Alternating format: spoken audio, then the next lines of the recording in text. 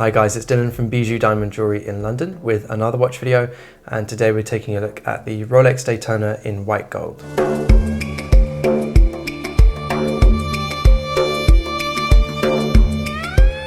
So as with all my reviews, let's go back in time and look at the history of the Daytona, and more specifically this white gold variation of the Daytona. I'm just going to look at some very basic history of the Daytona. If you want to learn the real in-depth history of how the model was brought into production and the history behind it, people who wore it, then please go check out my in-depth video of the Daytona. So going back in time now to 1963, which is when Rolex released the Daytona. They released it as a racing chronograph, so a chronograph that was designed for motor racing. It was named originally no name, but it was just a chronograph, but later got named the Daytona after Daytona Beach in Florida. Daytona Beach in the early 1900s was a great spot for setting land speed records and motor racing, because it featured really big, flat, wide beaches, which were perfect for setting land speed records. And later on, Daytona, or the city Daytona in Florida, then built a racetrack just off the beach, which is where Rolex got the name Daytona for this watch, as it had, motorsport heritage or motorsport in mind when it was designed. The watch features a few different things on the actual dial and the bezel, and obviously the movement with the chronograph, that are designed for motor racing, which we'll come on to a little bit later on. But when it was first released in 1963, it wasn't particularly popular. In fact, for quite a few years, maybe 10 years or so, it wasn't the most popular model Rolex made. It was kind of in the shadow of the Submariner. Collectors weren't, as in love with it as they were the Submariner, but it was still a well-respected watch, just not quite to the same level of the Submariner. It wasn't really until the late 80s where people really absolutely fell in love with the Daytona, so much so that it's actually had a waiting list. The steel variation has had a waiting list ever since the late 80s, 1988, which is when they released an updated version of the Daytona, which is very, very similar to the case design that we see today. It still has massive waiting lists. The steel variations, actually, most boutiques will close the waiting list, or have done many, many years ago. If you were to add up the number of clients that were on that waiting list, it probably would add up to about 200 years wait. So, and it gains, a few years every single day, because often many boutiques will only get sort of around 2 or 3 Daytonas a year. So it's a pretty difficult watch to get from a boutique. You usually have to be a long-lasting client and have a great relationship with the boutique, which is quite difficult to do. The other variations of the Daytona are all now selling for over their list price as well. The bimetals selling for over list price, white gold, yellow gold, rose gold, platinum. So they're all difficult watches to get and all super desirable. This white gold one is a bit of an unusual one. It's not something you'll see too often. The one that we're actually looking at today was released in 2016, but a few years before that, in 2004, is when we saw the first full bracelet white gold Daytona. So that was a big new movement, a big new design for Rolex, obviously offering the Daytona in white gold. It wasn't a particularly popular metal previous to that, and still isn't one of the most popular metals, but it's definitely increasing in popularity now that they've added dials like this blue dial, the green dial with the day date as well. There are certain watches in the collection that you can only get a specific dial or a specific variation if you go for the white gold, which has helped to increase its popularity. The one we're looking at today was released in Basel 2016, and that was alongside the new steel Daytonas with the ceramic bezels. So that was a pretty important year for the Daytonas, and this was a really, really beautiful watch. Everyone loved it when it was released, as did the steel versions as well. But they loved the fact that this featured a blue dial, and blue dials are very popular and have been for the last sort of 5-6 years. So, some of the most successful watches and the hardest watches to find feature a blue dial and kind of a steel or white gold case.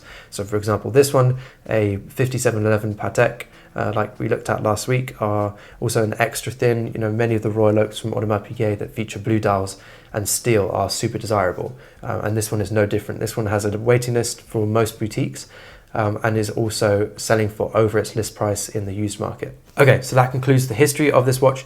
Let's take a look now at the features of this white gold Daytona. So we can start, as always, with the clasp on this watch.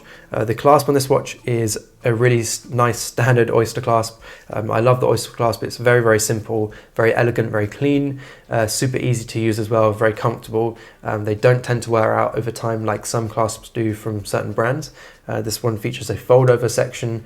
This also features an easy link adjustment, which means you can extend the bracelet by 5mm if your wrist expands slightly in the summer, or in the winter if you want to take it down a notch when your wrist maybe shrinks a little bit. So that's really, really useful feature. All our clients that own Daytonas definitely make use of that feature all the time. Simple clasp with a polished center piece to the actual clasp and then brushed outer parts.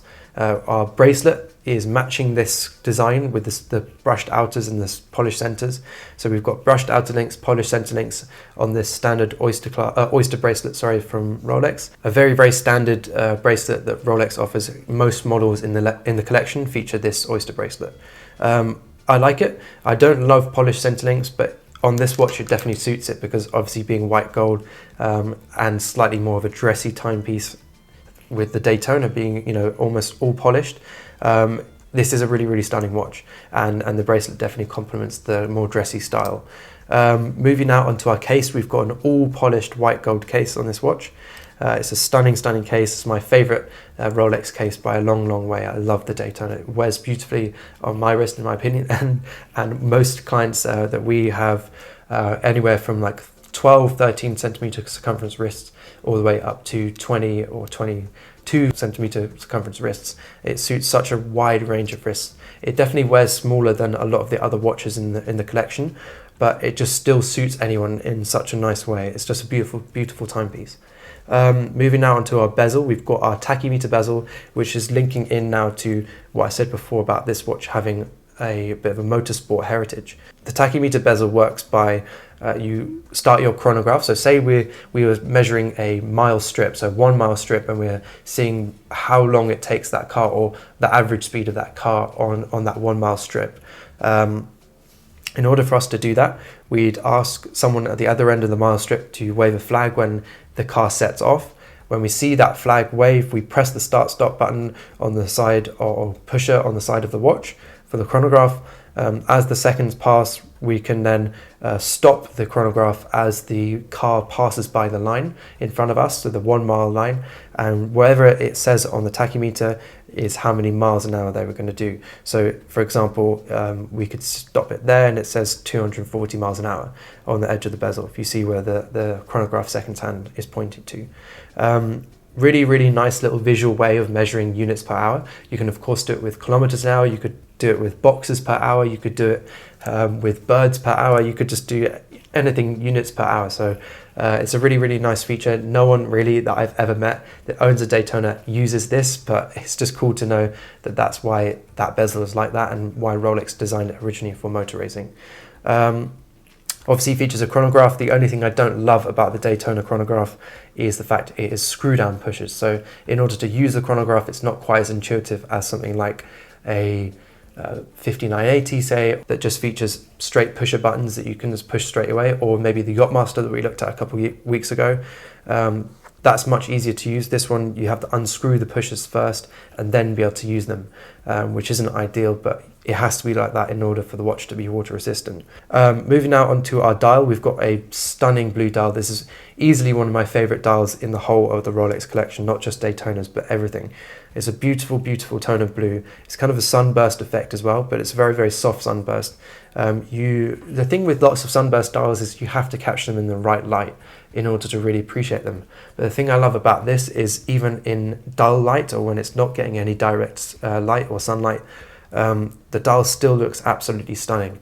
It's just a really nice flat tone, and those red accents on the dial pop out really beautifully as well. We've got the Daytona writing in red, the sub-dial rings in red as well. Everything's just tied together really nicely, but it's super subtle as well. It's not a really loud in your face blue. It's a very nice relaxing blue. It's very smart as well. And the red is very, very subtle as well. It's not too in your face.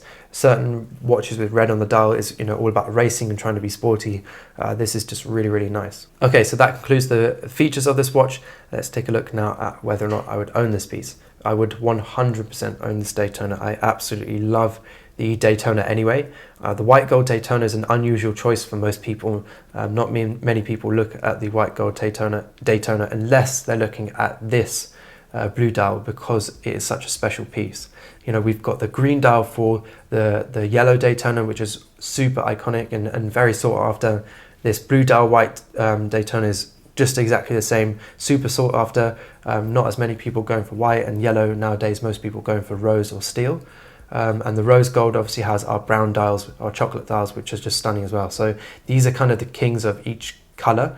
And this blue is probably one of my favorite Daytonas they make. It's absolutely beautiful. Will go with so many different outfits and looks.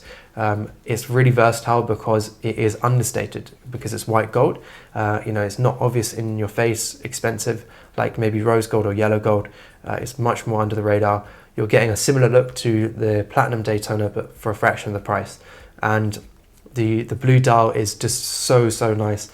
Definitely the best blue dial that Rolex does by far. Thanks guys for watching. Let us know in the comments if you would own this blue dial white Daytona, or would you own maybe the yellow gold green dial Daytona over this one. Let us know in the comments which is your favorite Daytona. And also, as always, if you're interested in this watch or any other watch in the Rolex collection or any other Swiss watch company, then don't hesitate to contact us. Our details are at the end of the video and also in the description. It'd be a pleasure to call this watch into stock for you.